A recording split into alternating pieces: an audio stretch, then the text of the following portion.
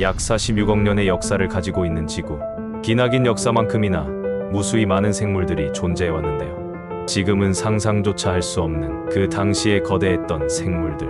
오늘은 지구 역사상 가장 거대했던 여러 생물들의 이야기를 소개드리려 합니다.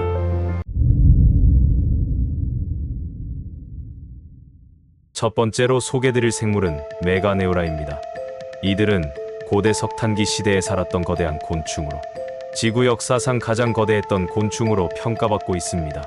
오늘날의 잠자리에 매우 유사한 외형을 가지고 있는 이들은 약 3억 년에서 2억 5천만 년 전까지 살았으며 물가와 습기 있는 지역에서 주로 발견되었습니다. 이들의 몸 길이는 약 30cm로 추정되며 양쪽의 날개를 펼쳤을 때 길이는 약 70cm로 최대 약 75cm까지 추정되고 있습니다. 비행 능력이 뛰어났던 이들은 공중에서 작은 곤충이나 생물을 사냥하기에 유리한 조건을 가지고 있었고 큰 눈과 날카로운 턱으로 당시 생태계에서 주요 포식자로 군림했습니다.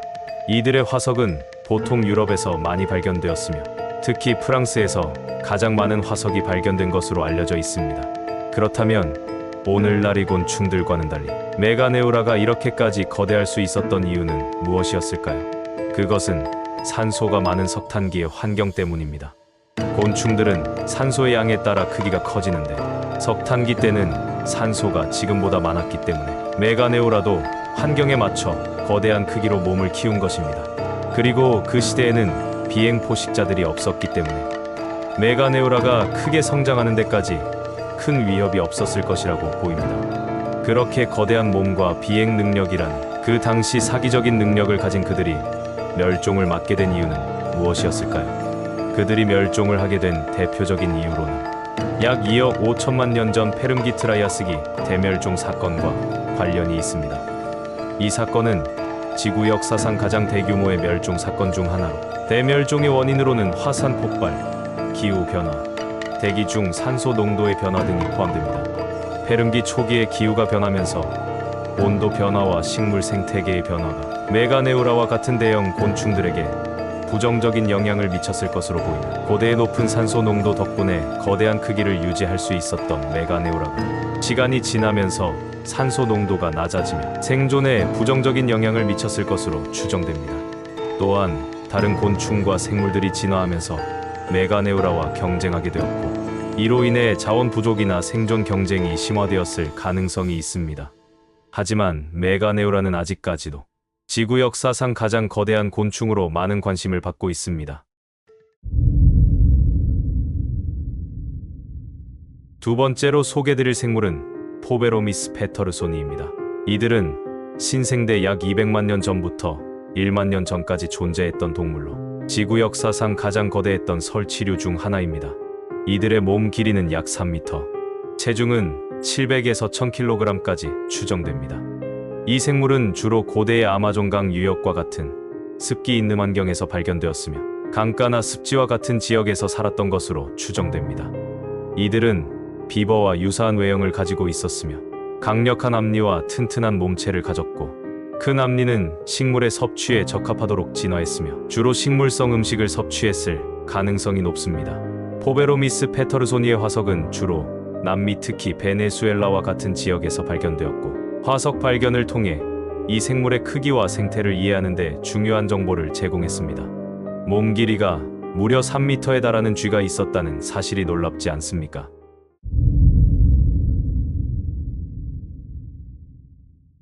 세 번째로 소개드릴 생물은 파라케라테리움입니다. 이들은 약 3,400만 년에서 2,300만 년 전에 존재했던 생물로 지구 역사상 가장 큰 육상 포유류 중 하나입니다. 이들의 키는 약 5에서 7m, 몸 길이는 약 8m에 달하며 체중은 15에서 20톤 정도로 추정됩니다. 이는 현대 코끼리의 2배에서 3배에 달하는 무게입니다. 파라케라테리움은 긴 목과 큰 몸통을 가지고 있었으며 콧불소와 같은 무리를 이루는 포유류입니다. 하지만 콧불소와 달리 뿔이 없었고 거대한 앞니와 강력한 턱으로 나무의 잎과 가지를 뜯어 먹었을 것으로 추정됩니다.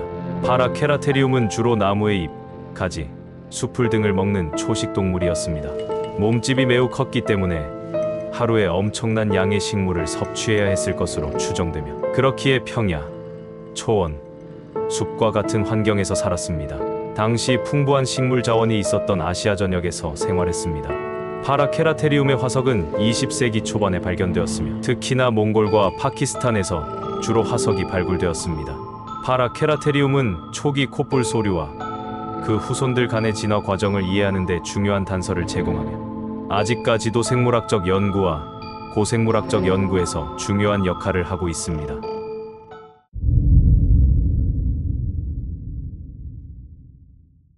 네 번째로 소개드릴 생물은 대왕고래입니다.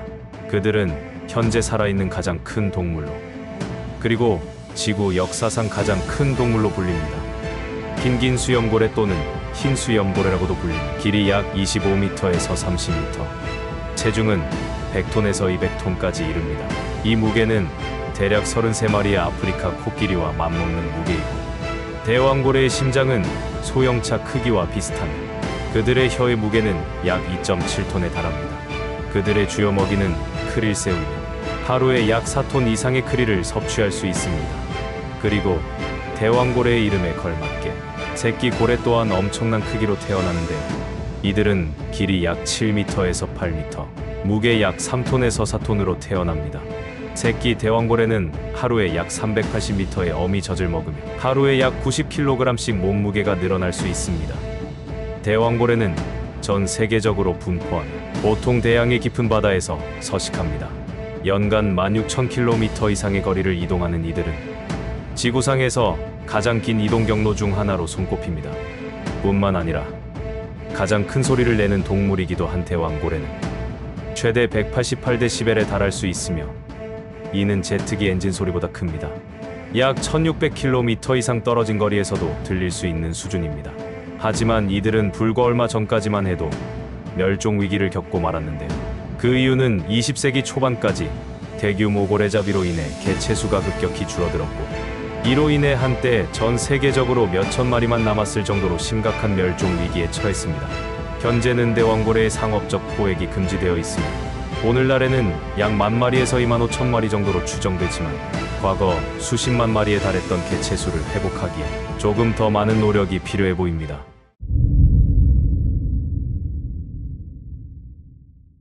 다섯 번째로 소개드릴 생물은 메갈라니아입니다. 메갈라니아는 호주에서 살았던 멸종된 거대한 도마뱀으로 약 200만 년 전에서 4만 년 전에 살았으며 역사상 가장 큰 육상 도마뱀 중 하나로 알려져 있습니다.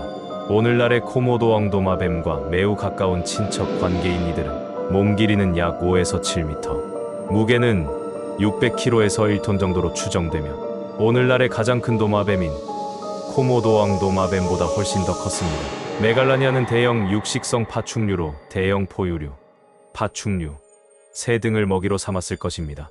강력한 전투력을 가진 메갈라니아는 당시 호주의 생태계에서 상위 포식자로 군림했을 것으로 보이며 오늘날의 사자나 호랑이와 같은 역할을 했을 것으로 추정됩니다. 이렇게 먹이사슬의 최상위층을 차지했던 이들이 멸종을 했던 이유에 대해서는 대표적으로 두 가지를 들어볼 수 있는데요. 첫 번째는 역시나 기후의 변화로 메갈라니아의 서식지는 줄어들고 먹이를 구하는데 어려움을 겪었을 가능성이 큽니다. 두 번째는 인간과의 충돌의 가능성이 있습니다.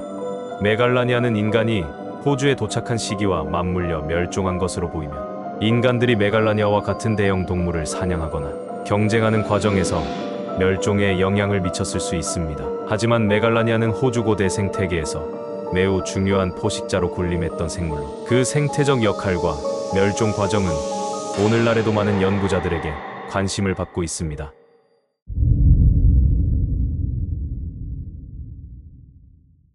여섯 번째로 소개드릴 생물은 아르트로플레우라입니다.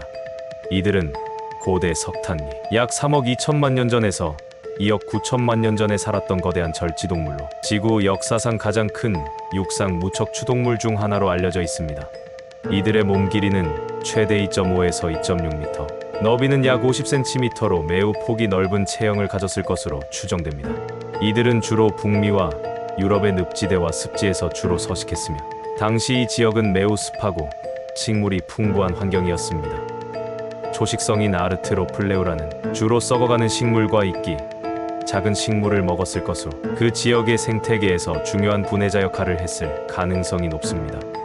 아르트로플레오라는 다수의 관절과 길고 평평한 몸을 가지고 있었으며 몸은 여러 개의 딱딱한 외골격으로 둘러싸여 있어 방어와 지탱의 역할을 했습니다. 이들이 이렇게까지 거대해진 이유는 메가네우라와 마찬가지로 당시 지구의 대기 중 산소 농도가 매우 높았기 때문입니다.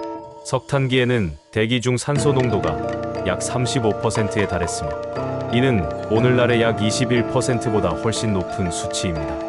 아르트로플레오라의 화석은 주로 북미와 유럽에서 발견되면서 절지동물의 진화와 당시의 생태계를 이해하는 데 중요한 단서를 제공했습니다. 하지만 이들도 역시나 기후변화로 인한 서식지 감소와 산소 농도의 감소로 멸종되고 말았습니다.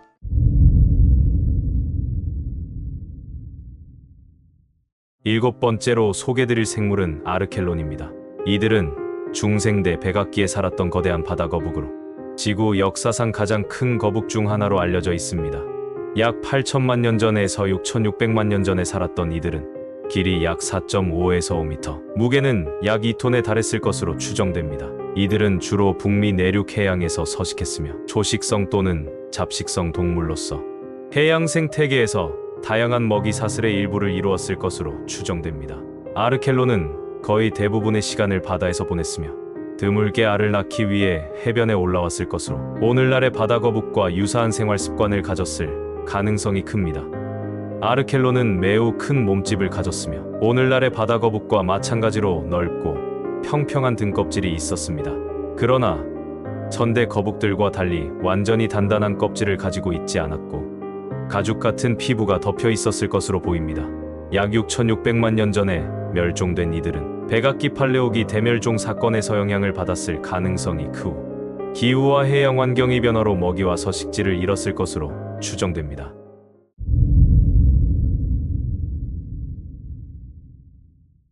여덟 번째로 소개드릴 생물은 티타노보아입니다. 이들은 역사상 가장 큰 뱀으로 알려져 있으며 약 6천만 년 전 남아메리카 콜롬비아의 고대 열대우림과 습지에서 서식했습니다. 길이는 약 12.8에서 14.3m, 무게는 약 1.25톤 정도로 추정됩니다. 이들의 길이는 몸을 세웠을 때 아파트 4층에서 5층 높이에 달하는 길이입니다. 티타노보아는 오늘날의 보아뱀과 비슷한 외형을 가지고 있지만 훨씬 크고 무거웠습니다. 또한 이들은 두꺼운 몸체와 강력한 근육으로 다른 생물을 압살하거나 질식시키는 방식으로 사냥했을 것입니다. 갈색 또는 녹색 계열의 비늘로 덮인 체형을 가졌을 것으로 추정되며 이는 당시 서식하던 열대우림과 수풀에서 위장 효과를 극대화하는 데 도움이 되었을 것입니다. 육식성 포식자인 그들은 대형 파충류, 물고기, 심지어 거대한 거북 등을 먹이로 삼았을 것으로 보이고 아나콘다와 같은 오늘날의 큰 뱀처럼 강이나 늪과 같은 습한 환경에서 생존했을 가능성이 큽니다. 티타노보아의 화석은 2009년 콜롬비아의 세레온에서 처음 발견되었으며 당시 이 지역은 고온다 습한 기후였던 것으로 보입니다. 팔레오세 시기에는 대기 중의 산소 농도가 높았고 온도도 매우 따뜻했기 때문에 티타노보아와 같은 대형 파충류가 번성할 수 있었을 것으로 보입니다. 하지만 티타노보아는 무거운 체중으로 인해 활동에 제약이 있었기에 대부분의 시간을 물속에서 보냈으며 호흡할 때를 제외하면 물 밖으로 나오지 않았을 것으로 추정됩니다. 아홉 번째로 소개드릴 생물은 아르젠타비스입니다. 아르젠타비스는 지구 역사상 가장 큰 새 중 하나로 약 600만 년 전에 남아메리카에서 서식했던 거대한 육식성 새입니다. 남아메리카, 특히 아르헨티나 지역에서 화석이 발견되어 이름도 아르헨티나의 새라는 뜻을 가집니다. 그들의 날개 길이는 약 6에서 7m, 몸 길이는 약 3.5m, 무게는 약 70에서 72kg에 달합니다.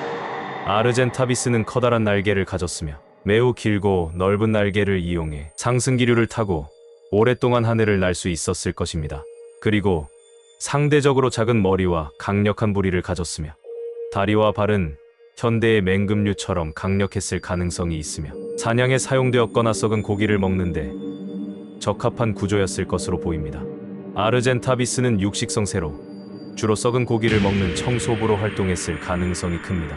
아르젠타비스는 매우 큰 날개를 가지고 있었기 때문에 긴 시간 동안 날아다니면서 먹이를 찾을 수 있었지만 날개의 크기와 무게로 인해 하늘에서 빠르게 낙하하여 사냥하기에는 다소 어려움이 있었을 것으로 보입니다. 하지만 아르젠타비스는 그 거대한 크기와 웅장한 날개로 고대 남아메리카 하늘을 지배했으며 현대 조류의 진화사에서 중요한 위치를 차지하고 있습니다.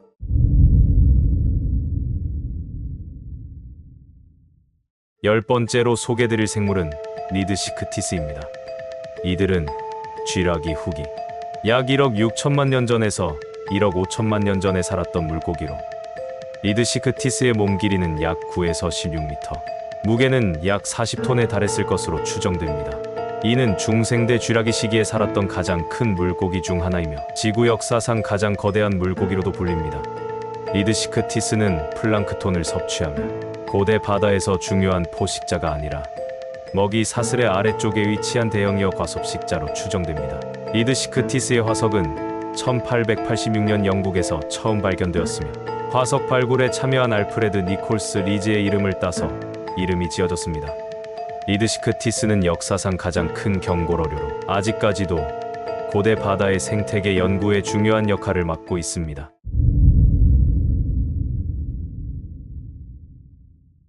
마지막으로 소개드릴 생물은 케찰코아틀루스입니다.